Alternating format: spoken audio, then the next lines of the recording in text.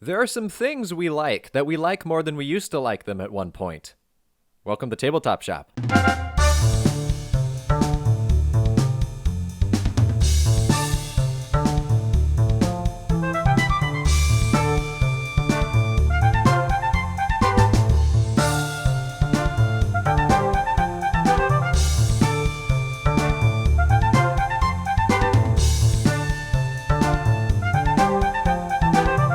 Hello and welcome back to the Tabletop Shop podcast. This week is the Targi episode, so if you're not sure what a Targi is, you better stick around.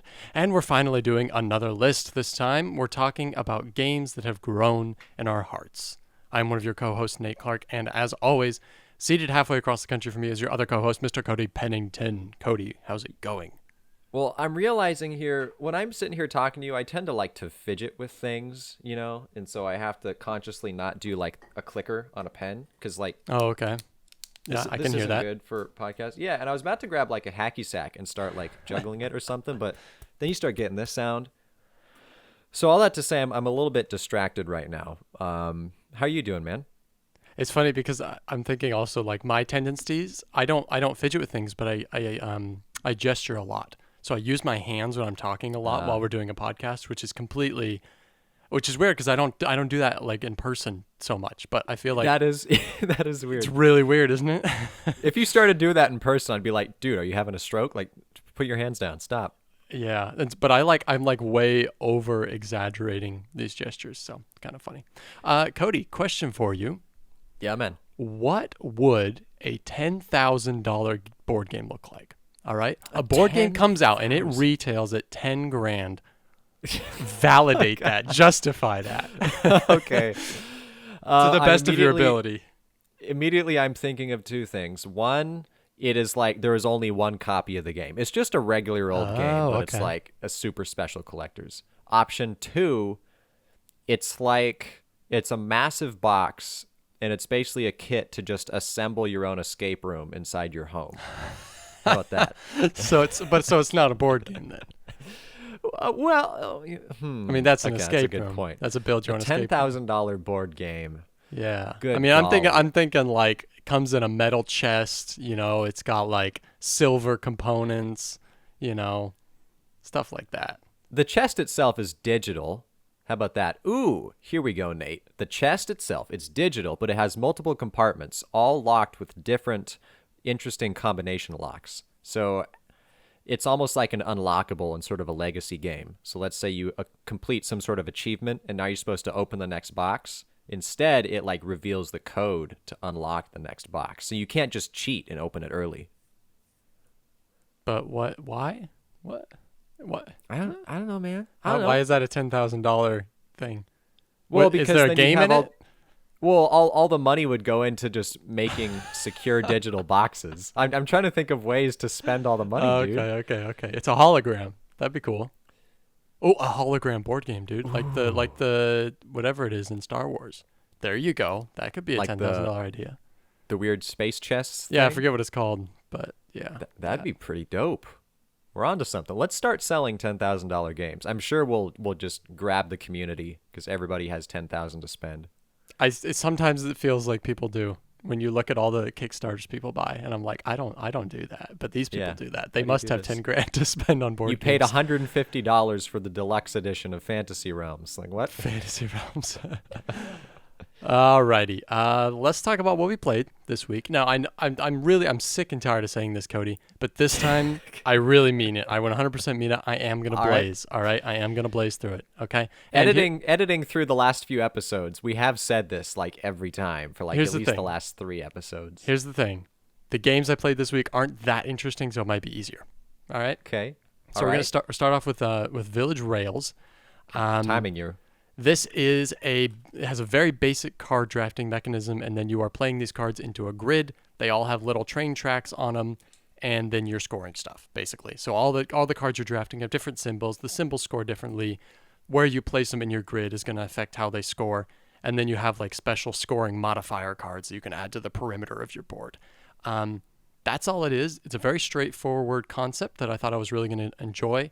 I was a little disappointed by how, I don't know, just it's kind of one of these situations where it's like you play it a couple times and you're like, okay. Like Yeah. it was maybe fun to try, but I'm kind of done with it. So that's Village Rails. Very good production quality though, I have to say. Okay. All right. Also played Abduction. I believe this is a relatively recent Kickstarter. Also a very simple game where you have a bunch of tiny little colored ducks, and they are kind of on a player board.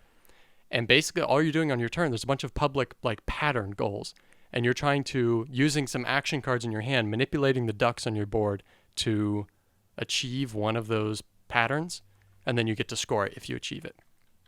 That's literally it. You just do that until you run out of like scoring cards in the middle. So very basic, just kind of pattern creating system. But it was kind of cute and kind of fun. Just as a side note, we played it with 6 people. That was terrible. That was terrible. It was just like downtime okay. the board game. So I would recommend it with like good. 3 max. Okay. And then played Rise. So you know how we always talk about how like Tapestry is like Tracks, the board game? We were wrong. Yeah. Yeah, we were wrong. So Rise, Uh-oh. Cody, is Tracks, the board game. All right. You might. I think I sent you a picture of this actually. I mean, this Yeah, is you literally just like you move on a track, and then that just has this spider web, like kind of, like everything is so interlaced. Like moving on this track, you move on that track, which lets you get these tokens, and then you can use one of these tokens to move on another track, and that track, it's just like boom, boom, boom, boom, boom. It's all these different combos of tracks and stuff. It's a little overwhelming, to be honest. I enjoyed it. I enjoyed it. All of the different combos and possibilities and everything is actually kind of so overwhelming that it feels like you can't plan, which is a little bit weird. I don't like that aspect too much. I really like the aspect by which you actually choose what action you're going to do. Like a bunch of cards are kind of flipped out every single round, and then you don't draft, but you use the basically the action selection mechanism for how you move on the tracks is really cool. It has some clever card play. So that is cool. So it's an all right game, but I don't know if I want to play it again.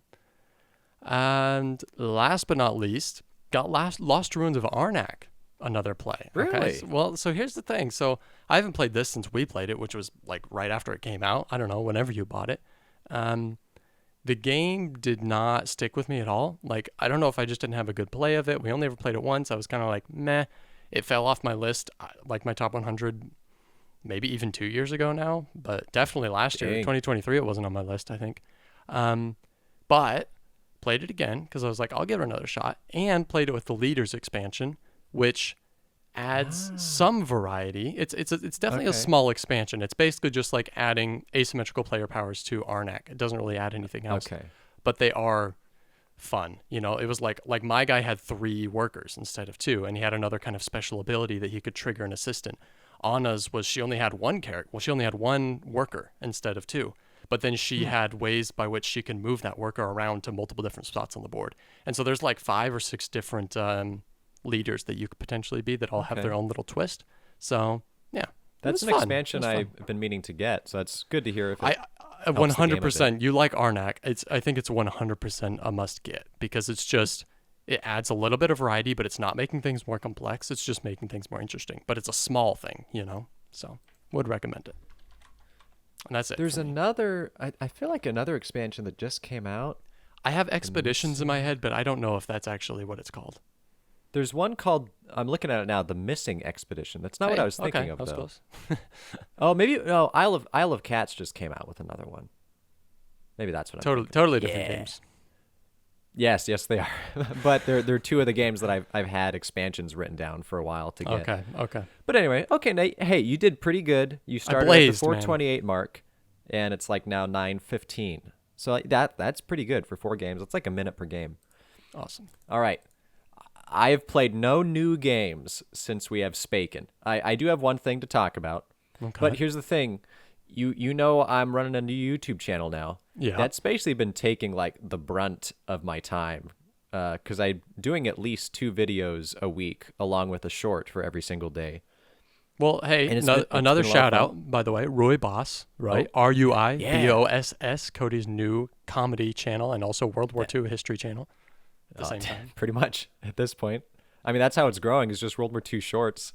Did not see that coming. But give the people what they want. I'll do it. I'm going to keep them coming out. All that to say, though, I've been pouring my heart and soul and not really sweat because I just kind of sit in a chair for the most part. Yeah, that would but be anyway, gross. yeah, it's coming out. And I have found myself almost becoming disinterested in board games. Maybe not board games themselves, but temporarily the drive to like constantly get new games. Part of that is because I basically had to use my Kirsten and I each kind of have a personal budget in like our line items for the overall budget that we can just use for whatever. And I always spend mine on board games. For So sure. I'm getting some That more resonates. techie things. Yeah. So anyway, it may be like a couple months or so before I start getting some new games. We do have Western Legends sitting on the shelf, though, that we have not learned yet. So I'll have that to talk about at some point. And that all seems... that to say... Okay, go ahead. Go ahead. Okay, all that to say, dear listeners, I'm still in the game. I'm still here. I can still talk about games.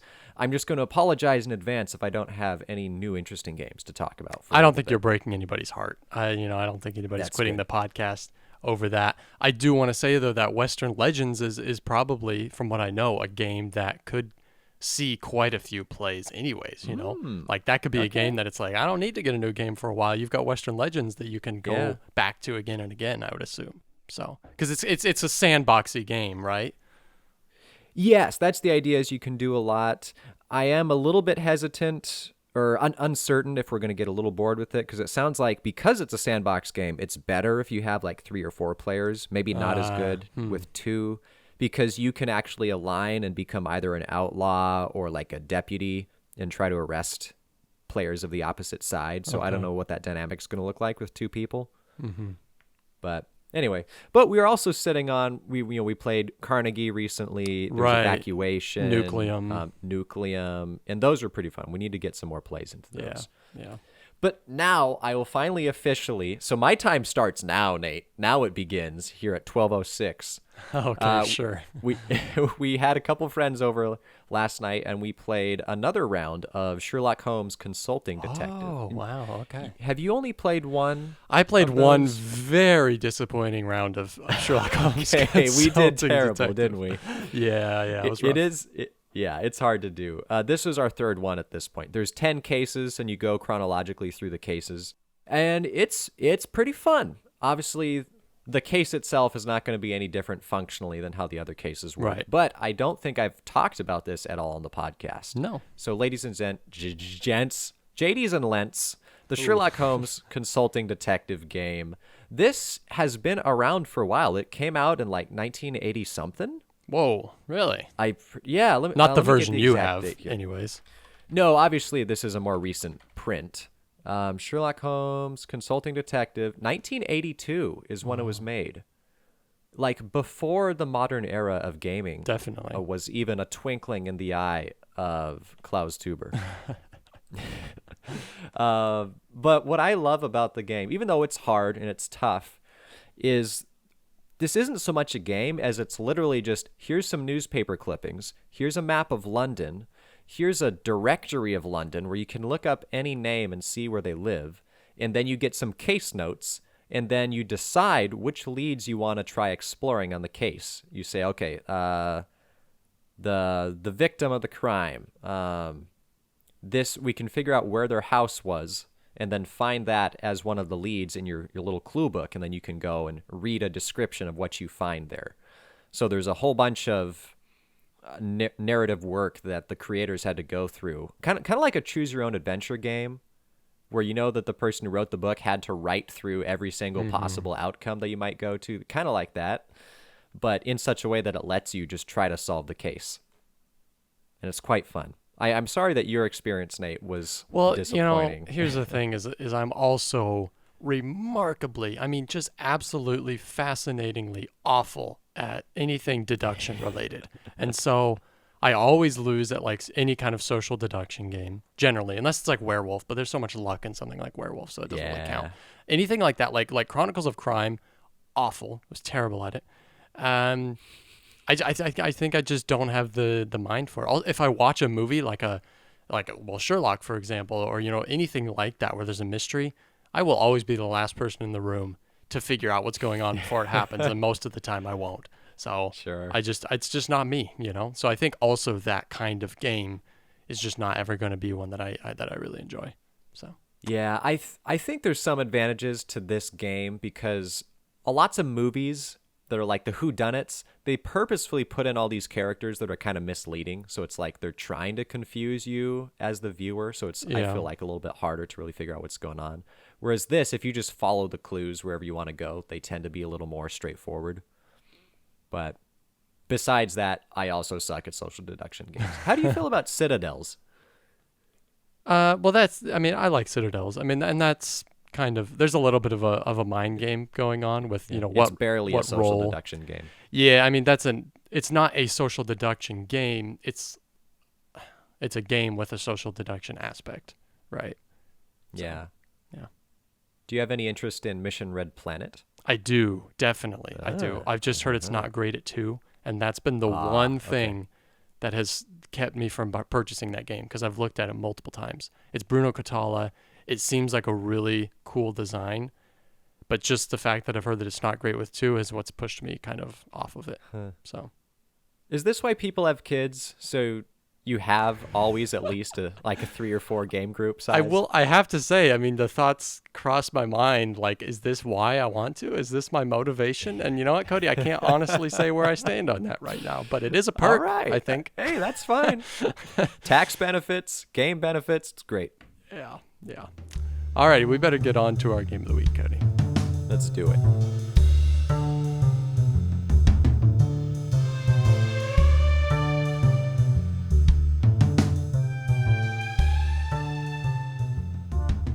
Okay, so when was the last time, Cody, when was the last time you played Targi?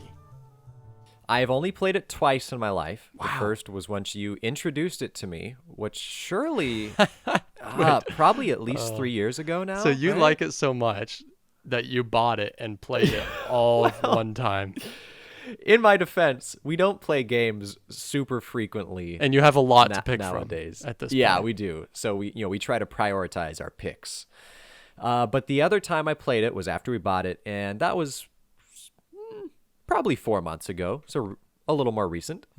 Okay. Well, I'm sure once we get into the cons, there might be some reasons may surface as to why it's not hitting your table more often. But so I'll do a brief overview here. So Yeah, go for it. So Targi its selling point, I guess, is that it is a worker placement game designed specifically and exclusively for 2 players. And so what you're doing is there's a grid of cards, basically, and you have 3 workers. And you take turns placing workers on the perimeter of this grid. And then because you're placing 3 workers, mathematically there will be 2 spots where those workers cross. And then you resolve, and you get to resolve all the places where you placed your workers, and you get to take the cards where they crossed in the middle of the grid. And you do that for a few rounds, basically, like 7 or 8 rounds or whatever, depending on how you're filling in your own personal grid, because you're collecting cards and adding them to your own personal kind of tableau, personal player board area grid, creating your own grid I think of cards. it's called your display, technically. Display, that's a good word for it. Yeah. And then basically once somebody has a complete display, the game's over. But so you're drafting, you're getting resources, and you're using resources to purchase cards that give you scoring abilities and or special powers, basically. And once you've completed your display, then the game's over and you go through and count all your points. So that's Targi. Well, shall we talk about the likes of this game? Take it away, Cody. All right, I'll hit it off. I got a couple here. First off, and this is going to be the obvious one, and I'm sure you'll bring this up too, the worker grid system is very unique and very clever and very satisfying. All of those 3 things in one. In that order. It's super cool how you're putting workers out, and you're putting them on the, like you said, the border of the board, the outside of the grid, and where they cross is going to earn you cards that you put into your tableau, it's not tableau, into your display. Your player area. Yeah. And those cards will give you points, and they will give you sometimes like ongoing abilities. So that's its own thing. But the second component is once you put the workers down on the outside, those are the action spaces themselves. I'm sorry, you Yeah. probably already kind of like mentioned Yeah. this in the thing, but I just think that aspect is cool. There's like this dichotomy of what a worker is accomplishing, and usually all you're doing with a worker in most worker placement games is just taking a spot, using it up, getting the ability. So I like the combination of your worker is not only selecting an action space, but that is doubly serving as a draft. Yeah. And all that to say, the workers' spaces are kind of cool too. Like there's there's definitely going to be some competition on some of the good ones, but then you're also trying to balance that with having that spot line up with a card you actually want to draft. So it's kind of this double nail biting endeavor, you know? Yeah, yeah, and then I think as kind of a third aspect is you can sabotage the other player, because there are placement rules. Kind of I think you can't place kind of directly opposite of another person. So if I place mine at a certain spot, you can't place yours directly opposite of mine. And so Yeah. you can do some sabotage using those placement rules as far as like, oh, I'm pretty sure this person wants that card. Maybe I'm not able to steal it from them, but I can certainly stop them from getting it, right? So it's just another aspect to it. Yeah, also my first point, just absolutely superb drafting mechanism. So I'll move on to my next point, because I feel like you summed up pretty well. I guess it's interesting that you have that perimeter that never changes, right? That's always going to be the same, and then the cards that you're actually taking in the middle of the board are going to get replaced by new cards, and so that's kind of cool. The outside's the same, and you have all those actions, but the inside is this constantly changing array of cards that you're trying to get. So it's pretty cool. I'll piggyback off of go that.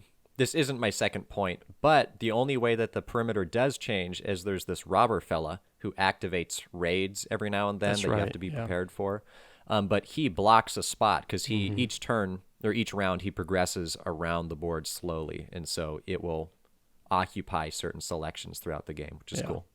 Okay, so my second point is this game is snappy, man. It's like there's almost no downtime other than maybe if the person's taking a little while to think. But it's like I place a worker, you place a worker, me, you, then we resolve, and then you do it Boy, again. girl, boy, girl. Boy, girl, boy. Yeah.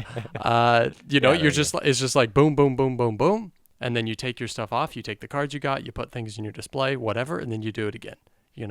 And so it's so snappy, and the game itself is quick too. I mean, it's like maybe a half-hour game. So delightful. Yeah. My second point is pretty similar. This game falls into the category of what I would call a small, crunchy game. Games such as Seven Wonders Duel.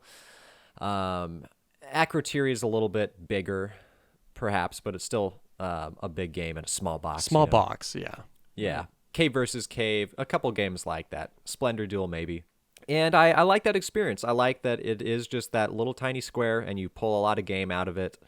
It's quick to set up. I mean, maybe you have to do some shuffling, but it's fine. And yeah, it's fun to be able to crank it out, like you said, 30. It might take us more like 45 minutes, depending on how distracted we are by the gerbils in the room. My number 3 probably is not going to be crossover, because I just kind of thought of this as a recently, kind of right before we started the episode. This came to mind, which is that Targi. I mean, it's worker placement. It's the worker placement experience designed specifically for 2 players. And the reason I think that's worth noting is because other worker placement games, worker placement is one of my favorite mechanisms, and other worker placement games that are designed for whatever, 4 players, 5 players, 2 to 4, 2 to 5, whatever. Yeah. A lot of times they're annoying to play with only 2 for a myriad of reasons. Like, sometimes you have to put in a third dummy player, or sometimes you have to cover up certain spots of the board, or there's all these different like kind of solutions to make it work at 2, right? And so it's like, if you want to do worker placement, just get this out instead of trying to like kind of jerry rig one of these other games so that it's a good experience at 2, So I appreciate that about it for that reason. Yeah. I didn't think about that. That's a really good point. A lot of worker placement games will suffer for the most part if you're not playing at the ideal player count. I mean, Viticulture, half of the spaces are blocked off in a 2-player game, which is sad. So yeah, that's a good point. That is not a crossover for me. My third and final point for is I like the vibe of Targi. And I had to think about it for a little bit. But I realized Targi is kind of drab, like a lot of traditional Euros tend to be, but it's in a slightly different way. It's like in that desert sense, and it makes more sense thematically because the tribes that you're playing as and the area of the world that you'd be in, like that, it would be kind of like pretty tan and Dune-esque, and yeah, it kind of works. Even though it's drab, it doesn't feel sort of shallow and themeless like a lot of Euros can be. It just kind of works in its own subtle way, and it's quite chill. It's a chill desert. I And I don't enjoy it. I don't 100% disagree, but if you want, we can move on to cons now. All right, hit it up. Yeah, I mean, my first one is that it's a rather drab look. You use the Sure. word drab, and that's literally what I have written. That's the word for it, in my opinion. I think this game needs. I think it needs a second edition for multiple reasons, and I'll talk about other things. But one of them is very much the look. I'm not a fan. It's a very. It has that somebody left this out in the sun vibe to it for the most part, Well, and I don't I mean, I don't literally. like that. There's a difference between, like, I get the, like, okay, desert sand kind of a vibe, but to me it doesn't evoke that theme. It just kind of looks drab, and so I'm not a fan of the look, to be honest. I'm really not, and I think it would do very well with the second edition, even if the only thing they changed was the art and the look. So Yeah, I will respect that, and I'll just move on to my number one dislike. This game is a bit punishing in the same way that Caverna Cave versus Cave is. I described this when Cave versus Cave was a game of the week at one point, wasn't it? yeah, Like not too somewhat long ago. recently. Yeah.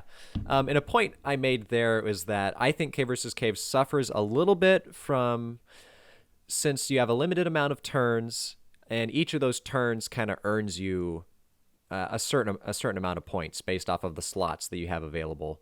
You can end up getting burned a little bit if you don't really allocate your remaining resources well, to where you're just so close. If you had either like one or two more resources or just one more turn, you could have used up the rest of what you had. And I think Targi can be like that a little bit, just because there's limited space for where you can put the cards down. You get bonuses based off of how well you make your grid. So you have three rows of 4 cards, and if one of your rows has all of the same, like, illustration, like one of the 5 types of cards, you'll get 4 bonus points for that row. Or if you have one, like all 4 of the cards are different illustrations, then you get 2 bonus points. Otherwise, you just don't get any additional points. And sometimes you can get kind of stuck to where you set yourself up pretty well. You just need one final specific card, and then it gets taken or it doesn't show up or something. It's just the odds can kind of turn against you. And I know that's just kind of part of the game, but I find that I don't tend to like games that rely a little bit too much on that. I mean, And that's a fair, con because for there's me. there's actually that's kind of a luck aspect, right? Like, maybe the card that you need doesn't come out, or maybe the card that you need does come out, but the other person happens to block you, whether by on accident or on purpose, Yeah. right? Uh-huh. And that's all luck, essentially, regardless of which of those happens. So Sure. And I always have a hard time, like, bringing that up, I guess, because a lot of games sort of function similarly. I mean, let's say you're playing Wingspan. Wingspan, sometimes you want some very specific cards, but I don't really care as much. And maybe it's because there's more ways to work around it, and that's probably what it is. Yeah, that's what it is. yeah, and there's less Harder in to work Targi. around problems. Yeah, for sure. I mean, that's the way I view, specifically with Castles of Burgundy. I've kind of like, I've played it so often, and I'm kind of like, when you play a good game of Castles, here is the score, the kind of the minimum score that you should get. This range, maybe, whatever. If you play a good game, maybe 230 to 240 or 50 is like, that's really good. Anything higher than that, or a little bit lower, just had to do with whatever the luck aspects were, right? You can't Yeah, get good point. 275 points in Castles of Burgundy completely on your own. You need some luck. Like you need that little bit of luck aid to help you get there. So all games have that, but in games like Castles and Wingspan, there's more ways to work around it. Whereas Targi is not that dynamic. So Yeah. Thank you for validating my point. it's not even on my list. The only other thing on my list is Okay. something that really does bother me, and it's such a missed opportunity in this game. The game is Oh. good how it is, but they totally missed the opportunity to create double-sided border cards. So you have those cards that create the border that all have an action. Yeah. The flip side is the exact same action. They just didn't put any words. They just put the picture Yeah. to make it look nicer in case you memorized the abilities, right? They missed the, like, what? Why didn't you make them double-sided, you know? Like, that would have introduced so much variety. It would have been so interesting. Everything nowadays, I mean, this game's old-ish. It's like, what, 2012 or something? Everything nowadays has double-sided boards. You have the A side and the B side, and you can introduce a little variety. That's something that I think that was I really miss in this game, is the lack of variety there. That's a good point, dude. That would have been a really great thing to implement. Because the cards, you don't even randomize the cards you have. Like, they're numbered, so you have to put them in a given order around the board. Yeah, that would have been cool to see. Maybe there'll be a new edition that comes out. I think I would not be surprised if it gets redone at some point, because it's ranked rather highly. It's still pretty well respected, even if it's not that popular. So I could see it happening at some point. There is an expansion for the game. There is. Yeah, I've never played it. Do you remember what it's called? Dude, it's the stupidest name I've ever heard. This is like calling your game the game. Targi, the expansion. We couldn't think of anything else. That's how devoid of theme this game is. They couldn't even think of a name for the expansion. They just called it the expansion. Yeah. Yeah. Yeah, dude. Are you excited to watch Dune, the second part, when it comes out? I am ready, Cody. By the Dune time this comes out, movie I'll have already 2. seen it, but I am ready. Yeah. Yeah. All right, well, that's Anyway, it. That's it for me. I kind of have 2 dislikes Go for it. left. The second one is more just a question, so I'll start with my final dislike. The pieces are just cardboard tokens, which is pretty common, pretty frequent. And granted, it would increase the price of the game, and so maybe you're not getting as great of a killer deal on a small game as you would otherwise. But I would have loved to have seen some cooler, like 3D resources, acrylic or wooden, even something like that, to represent the salt, the pepper. I don't remember what like dates. I think is one of the other resources. Yeah, I think so. Yeah, as is it's just it's a square with a picture of the thing on it, and it feels a little bit chintzy. This seems like it could get like a kickstarted reprint almost, you know? Yeah. But, you know, I mean, I guess you could just take a box of raisins and use those for the dates. Oh, boy. That's like the worst upgrade suggestion I've ever heard. A box of, like, just, like, sun-made raisins. Dude, that'd be a great banter. Like, worst game upgrades Worst game ever. upgrades. Oh, I love it, man. That that. would be a great one. All right. What's your question, Cody? You said you had a question. My question is what is the silver supposed to be in this game? There's a resource. Yeah, there's some weird pendant or something. It's like halfway between like a shuriken, like a ninja throwing star, and like a necklace loop thing. I find it hard to believe, and I didn't do any research on the actual history for the theme of this game, but I find it very hard to believe that's a currency, from like an actual currency. It might be a real object of some kind, but I would be surprised if it was a currency because it's such a weird shape. I mean, there's a reason civilizations throughout history have made coins, because you just make a circle. Yeah, stamp something on it and you're good to go. Yeah, you're good to go. Not like make a little tiny shuriken thing. Anyway, I just want to know, what is that? Why is that? Okay. Well, Cody, that's Targi. I think we would both, at least I would definitely recommend Targi. It's been a while since I've played it. I mean, it actually might have been a couple of years since I played this game. So I really need to get it back to the table. But definitely a recommend from me. Be cool if we could put our copies together and make a super copy and then do a 4-player version. Acrotiri style. Yeah. Classic. Well, okay. That's enough of that. Should we talk about some top 5 games that grew on me? The top 5 games that grew on you? I have to guess. Great. Yeah. Welcome to Guess My Top 5. Yeah, so top 5 games that grew on us, games that maybe we didn't love so much when we first played them, and now we love them more. I feel like I didn't need to explain. I don't know why I explained that. I don't think Sure. I needed to. It wasn't a cryptic title. Yeah, 5 games that grew on us. That's Yeah. that's all the explanations that's needed. Um, I will explain for my list, yeah, though. I had a bit of a tough time coming up with a decent list because my opinions, I realize, don't change often your instinct is so on good, games. Cody. Yes, either I like it or I don't like it, and they just kind of stay where they're at. So my list is not particularly dramatic. But basically, what I tried to do is I try to think through games that I like more than when I first played them. Even if Yeah. that's not a super big jump, that made it enough to qualify for my list. So Yeah, it's that's the what it same for is. me. Maybe we don't have a deep enough whatever portfolio yet to make a stunning list for this. Um, because I guess a couple of mine also might be kind of like I liked it and now I love it, you know. Yeah. So Did you sort yours by like number by 5 is the one that grew the least yes, proportionally? yeah. Okay. That's how I did it. Okay. My number 5 is one of the most recent games, or one of the more recent games that I've learned. This is Lorenzo Il Magnifico. When I played it the first time, I was pleasantly surprised with it. You know, I mean, this is my number 5. I was pleasantly surprised, but I was kind of like, this maybe has 2 more plays in it, and then I'm gonna be done with it, right? But then, Cody, then we played with the expansion, the Houses of Renaissance expansion, and this might not be the only game on my list that made it onto this list because of an expansion.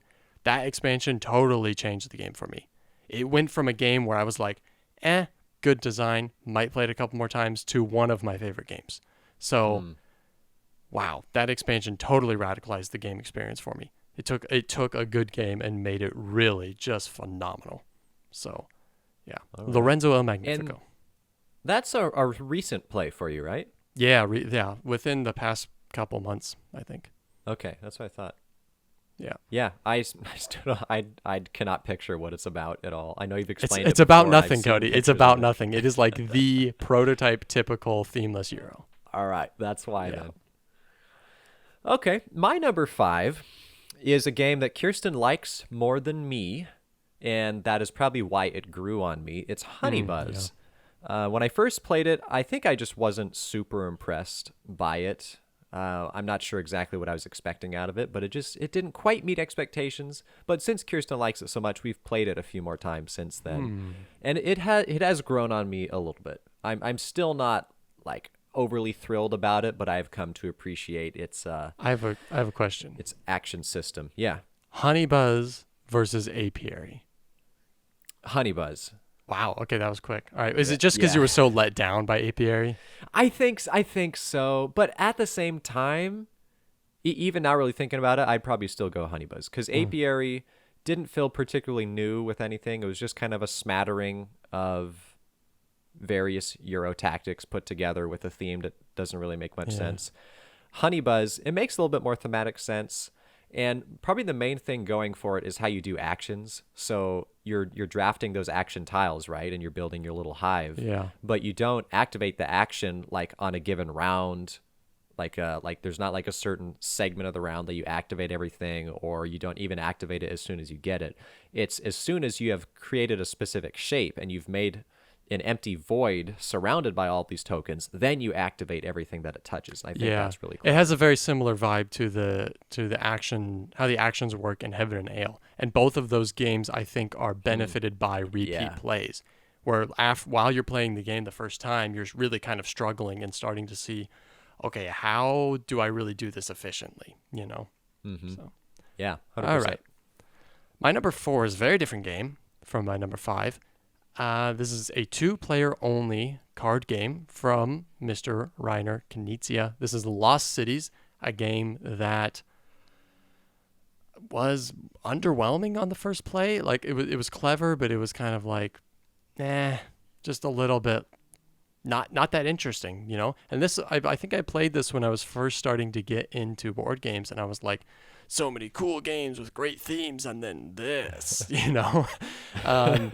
But it was something that Anna and I ended up playing a lot, and just the more I played it, the more I really started to appreciate how clever it really was. And I don't own it anymore, and I don't know if I ever will again, but played it a lot of times, and yeah, it really grew on me a lot, and I have a very high esteem for that design now. It's a very clever two-player card game, tug of war kind of card game. Yeah. How many times have you played it at this point? Oh, geez. I mean, I couldn't give you an accurate number, but at least 25 times, I think, total. Dang. Okay. Yeah. I mean, it's quick, it plays in like, if two people know what they're doing, it could play in 15, 20 minutes. I mean, it's a really fast game. Yeah. Yeah, I mean, that's like how Fantasy Realms is. Same kind of fun, quick aspect of it. So I get it. My number 4, I think I kind of made a mistake on my list here. This is a game you've always loved. It was your number 1 when you played it. No, it's I was arranging it by number 5 would be the least improved one. Yeah. So now I'm thinking maybe my number 4 should be number 5. So it's pretty close to Honey Buzz. But no, this is a game that I already did like quite a lot, but I liked it even more. It's Tapestry, Nate. Wow, Tapestry, really? Okay. Yeah. So it's not like this jumped a whole bunch of places on my top 100 list, but I think after just owning the game myself, it was a game that I played with you maybe twice when you owned it. Well, you still own it, but when you brought it over and we played it. But then I just didn't have access to it for a long time after that. And so I finally got it. I've been wanting to get it for a while. And it did not disappoint being able to have my own copy and play it again. And I also got all the expansions, including the third one that just came out. Well, that came out like at that time. Which, side note, it came in a literal mailing envelope. Like, it was no box. I mean, it was just like a Civ pack, basically, right? It was a Civ pack, and then you got some city squares, your 9x9 grid things. Okay, yeah. I guess maybe that's all that was in there. So, yeah. And you have the digital version now, too, right? And so that's maybe also bolstered it a bit. Yes, the digital version does not have any of the expansions. I mean, it has some of the expansion civilizations, but none of the other components. So you don't get that 5th track from Arts and Artisans. You don't get the cool buildings. So I've definitely been playing it a lot more lately, and I feel like it's finally given me an opportunity to try mastering the game to some extent, like trying different strategies quickly and trying out different combinations of the tracks. And so my heart has grown ever fonder of Tapestry. Okay. Yep. Yeah, cool, man. My number 3 is finally a game that I didn't, after the first play, I wouldn't say I enjoyed it walking away from the table. This is Istanbul. So, and I don't know why I didn't enjoy it that much the first time I played it. Maybe just because it's so ugly, in my opinion. Some people may disagree with that. I think it's a rather ugly game. I hate the cover. And it's also a race, which sometimes I like race games, but this one's a very stressful race. It's not just like racing on a track. It's, it's kind of who can do this puzzle more efficiently, and whoever does it the most efficiently is going to win. Definitively, you're not tallying points. I don't have cards in my hand that I can be like, oh, I'm getting points. It's just like they got their 6th ruby or 5th ruby or whatever, and they win. They beat me to it. But this is another one that I then played with both the expansions, added in one after the other. So played the game multiple times. And I think it's Letters and Seals and then like Coffee Traders or something like that. I don't know. And those both really made the game more interesting. They made the board bigger. So it went from being, maybe it's a 4x4. I don't know. It made the board bigger, so you had more options.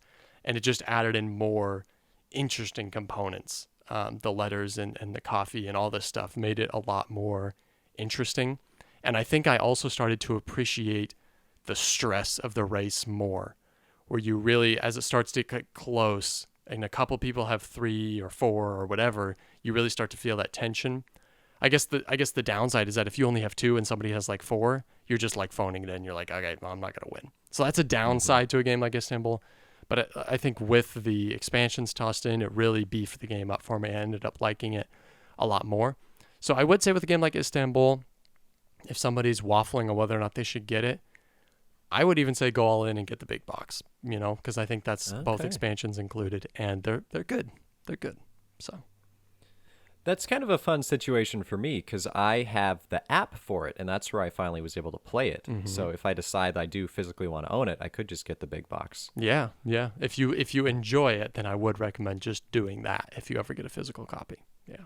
I'm kind of neutral on it. I don't really dislike it, but I also don't really think it's incredible. So do you think it's worth it with the expansions? I think with the Letters and Seals expansion, that one especially I remember enjoying quite a bit, but it may not revolutionize the game for you as it did for me. Okay. I don't know.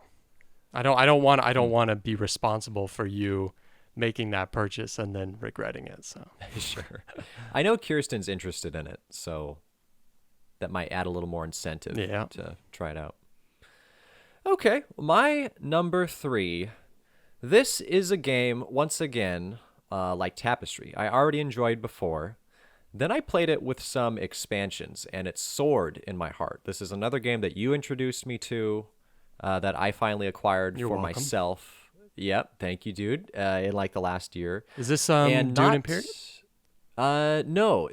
One second. This game was not in the 2023 list, but the 2022, our top 100. This was my most improved game. It like shot up a whole bunch of spaces. This is Champions of Midgard, in fact. Okay. Well, last which time anyone who's go for it. Sorry, I was gonna say last time that you talked about this game, you were kind of like putting it on the back burner for a while. You were kind of losing Sure. interest. And that's still kind of where it's at. But nonetheless, it shot up a lot to that point, or at least before it started declining a little bit. And anyone who's played the base game of this before they played it with the expansions, like they'll understand. Because you just had the base game before you got the expansions. Yeah. The expansions like revolutionized the game. Absolutely. Like they add a purpose to losing your dice in combat. You actually get stuff out of it, and there's a whole resource system where then you can spend those resources and get cool abilities and end game scoring cards and all this. Anyway, it's a game that I already enjoyed at first, but it really shot up. And yeah, I feel like at this point I've kind of played it out, and so that's why it's a little bit on the back burner for me. But every now and then I'm happy to pull it out. And Kirsten and I went to the gaming convention. Actually, did I even tell you about that? No, you didn't, man. What? Linfield. You might have mentioned that. Yeah. We did. Yeah, so we went to that convention. I brought Champions of Midgard. We taught it to 2 people who hadn't played it before and had a grand old time. I Awesome. won, of course. Awesome, So, just that's how it is. My most recent game of Champions of Midgard, I think I ended the game with 20 some odd troll tokens. It was Oh, legendary. you sent me the picture of that, dude. That was crazy. And I kicked butt. I scored a ton of points. Yeah. Yeah, no, that's a great one. That one never would make this list for me because it has never had anything other than just absolute love from me. So it was one of the first games I ever purchased, and I've always enjoyed it. Yeah. All right. My number 2 is a game that I don't even think I liked the first time I played it. Like Istanbul, I was like, I didn't enjoy it so much. This game like kicked my butt, and I was like, who wants to play games like this? This is awful. This is Agricola, and this is a lot of people have this. That's the first experience, and there is never a second chance. There never is a second experience. They kick it to the curb. I think that's where Anna's at with it. She played it once and suffered, and she was like, "This game is awful." That's Kirsten. Yeah, and I mean, I totally get it. But it was something I think I bought my dad kind of on a whim for his birthday, and so we played it once, and we all just like got wrecked. But it was kind of fun because it's not like somebody taught us and they wrecked us. We all just got wrecked together because we were learning it the first time together. Yeah. And so then we came back to it, and we came back to it, and we came back to it, and it's worked its way up to I have it's a very high regard for the design and the game itself. I don't know if I would say I love it still, but I like the game a lot, as punishing as it is. But I think I actively did not like it the first time I played it. And so even though I wouldn't say I love it now, I would say it has really risen quite a bit. And I've probably played it 20 times, So I do enjoy it a lot. It's a fantastic game. Worker placement, very tight worker placement, has the typical feed your workers mechanism that so many people hate, and it's so punishing. But it's one of those, like, every single action counts, and if you take a misstep, you will feel the reverberations of that misstep throughout the Yeah. rest of the game. So it can be very brutal. But some people like that. So Yeah, same dude. Owned it, then sold it, and now I'm sitting over here like, do I get Caverna or do I get Feast for Odin? I can't speak for Caverna. But Yeah. Feast for Odin is an experience, that's for sure. But it like never drops below like $78. Yeah. I've like had it on watch for a long time, and it's one of those games that just stays expensive. And it never will. That's the thing. I don't think it ever will drop, to be honest, because it's so I need to highly esteemed. look for it on the secondhand market probably. Yeah. Even then, it's still going to run you a pretty penny, I'm sure. Yeah, sure. Well, my number 2, this is kind of fun because it happens to be number 2 on my top 100 as well. Whoa. Nate, how well do you know my top 100 Wait, list? is this Dune Imperium? Did Dune No. Imperium rise that high for you? Your It is number n- it 2, is not Dune. Gloomhaven? No. I don't know. No, I'm thinking like your top games. Like I know Brass is like number 1, maybe Underwater Cities, but I'm guessing you loved that Dude, from the beginning. come on. I feel like you don't even know me anymore. Scythe, I don't. Scythe is number 1. So Brass. It will always be number 1. So Brass number 2. Number 2 on my top 100, number 2 on this list. Okay. And so here's the thing. If I look at where it first entered my list, like the first time, I think it was like 2021, it was number 4. So it's only gone up 2 spaces. Okay, but that can speak volumes But- going from 4 to 2. Exactly. That's the number 2 spot on your top list. That is a strong place to hold. And so I loved Brass when I first played it. And then as a couple years went by, I was just like, you know what? This is a dang good game. And it can't quite dethrone Scythe because I don't know if anything ever will for me, but it will earn its place as number 2. And it's just beautiful. I sort of wish there were expansions for this because I never get tired of playing it. It's a beast of a game, and even so, Kirsten and I can pull it out every now and then, and we still love playing it. But it would be cool to have an expansion for it. That being said, I don't know what you could add to this without breaking the experience. But I don't know. Come on, Martin Wallace, do something. You know what he did? He made Bloodstones. Bloodstones. And I want to play What was that? Bloodstones. That's his game that he created and published from his own publishing company. It's the first title from his publishing company that he kickstarted. Oh. And somebody in our game group actually has a copy of it, and I'm thinking that we might get it to the table sometime the next month. And I am looking forward to Okay. that. Is that a Tree Frog Games? No. This is like No? it's like Martin Wallace Productions or something. It's like his Oh, brand that's right. new. It's literally just his name. Yeah. Yeah. Okay. Okay. All right. My number 1 entered my list in whatever, I don't know, a few years ago at 42, which Okay, might seem respectable. high, but this was years ago where, Oh, good point. where things like Raccoon Tycoon were on my top. Actually, no, it's so long ago. Yeah. I didn't even have a top 100. I only had a top 80.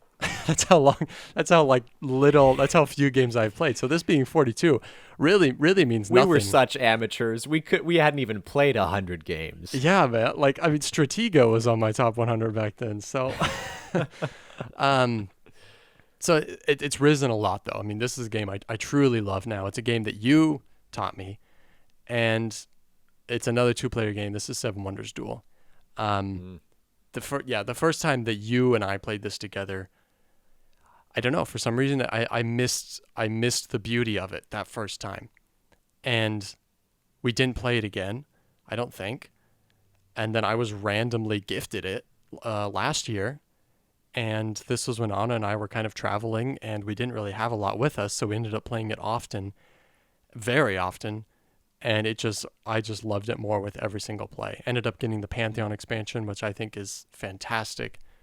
And I absolutely love this game now. 100%. It's a fantastic card drafting game with a genius kind of pyramid-like drafting structure and some great player interaction between you and the other person. This not typical, but kind of this three ways to win. Maybe the game will expire naturally. You count up points, but these other two sudden death ways to win, that are not very likely, but they're always looming as a threat, Just a fantastic game. Absolutely love it. Yeah. No complaints here. That is a stellar game, faux show. That's all I have to say about that. Thanks, man. Yeah. I will say my number one, though. Nate, you kept saying this game multiple times, and I expertly deflected the question. Is this Dune Imperium, Cody? It's finally Wow. Dune Imperium. I would not have thought this to be your number one. Yeah. So, I mean, this is a game. I don't remember exactly where it is. I think it's like number 10 or something in my top 100. When I first played it, I was not super thrilled. For one, I didn't know anything about Dune. Right. So my intro to Dune was you telling me about the lore as we were playing the game. I mean, not that background should determine how much you enjoy the game, but it kind of changed the thematic enjoyment a little bit. But it's also primarily a race game. It's not 100% a race game, but it's something I don't tend to enjoy in games. There's also a combat aspect that's very cutthroat and backstabbing, and that tends to be something I don't enjoy very much. And so my first game of it was like, I objectively recognize that this is a good game, but it's okay. It's maybe not quite for me. And I don't know what happened, dude. I think maybe we just played it again with you. There was an expansion, and I just started enjoying it a whole bunch. And you got into Dune. You got into Dune also. I did, so I can appreciate it a lot more in that aspect. But the game itself, it is a very solid worker placement puzzle that can play very differently depending on different things that show up, like in the conflict deck, what cards are available in the Imperium row. It's going to affect how each person's own game will play. Yeah, it's good. I'm not like a mega huge fan of the expansions, having played with them. At least not the Immortality. That's the most recent one, right? That kind of has the tracks. I need to play that again. But I enjoyed the Rise of Ix a little bit more. I think Rise of Ix is objectively the the better expansion of the two. Yeah. What about the other Dune game that's coming out? How do you feel about that? Uprising? Is that it? Yeah. It's already out. It's basically Dune 2.0 or maybe 1.5, not really a second edition.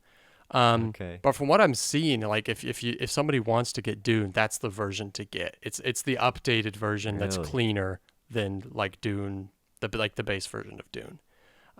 So I don't think expansions work with it. I don't know. But I think that it's better than the base version, but maybe not as good as the base version with Ix.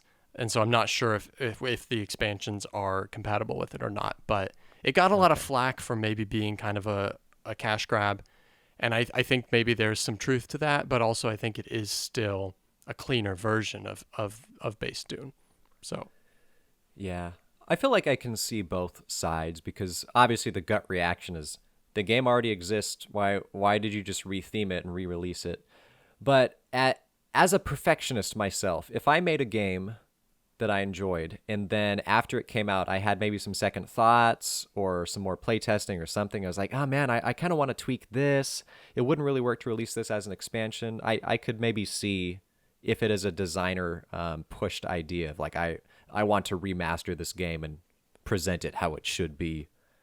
Yeah. But I don't know what the intention behind it was. Yep. And I mean, a lot of people are doing this, and they did this with Far Shore also, where it was kind of like, it's Everdell 1.5. Maybe. I've heard it described as Everdell 1.25. It's like so not that different, Yeah. And so like that's a very divisive thing where a lot of people are like, this is a cash grab, this is despicable, and other people are like, no, it's worth it, it's good, you should get it, So, Wormspan also kind of, some people are viewing it in that divisive manner. So yeah, from what I've heard of it, it sounds a bit different. Not just thematically, but also mechanically, and so yeah, Wormspan. Somebody also brought that in our group, and I was eyeballing it while we were playing Arnak, and I was like, "Oh, I need that. I don't even like Wingspan that much. I think Wingspan's a good game. I don't love it, but I just have to play Wormspan, man. I just have to. So all right. It's all the rage." Well, hey, maybe you should try it out soon and let me know Yeah, how it absolutely, went. absolutely. All right, Cool. that's it for us. That was a fun list. Your preamble to it was disappointing listeners left and right, but I think it was fun. I'm sorry, man. Our view count was These just intros, dropping terribly. I usually come up with these intros like 30 minutes before we're scheduled to record. Oh no, And I I've- didn't mean I've that kind intro. of I meant your actual intro to like, oh, my list is gonna suck because I only play good games. Oh, Yeah, okay. I thought you meant my podcast intro. no, that was just confusing. Yeah. Okay, good, No, good. so That's par what I was for the going course for. on that one. Yeah. And remember, Targi backwards is Igrat, which would be a great name for a metal band.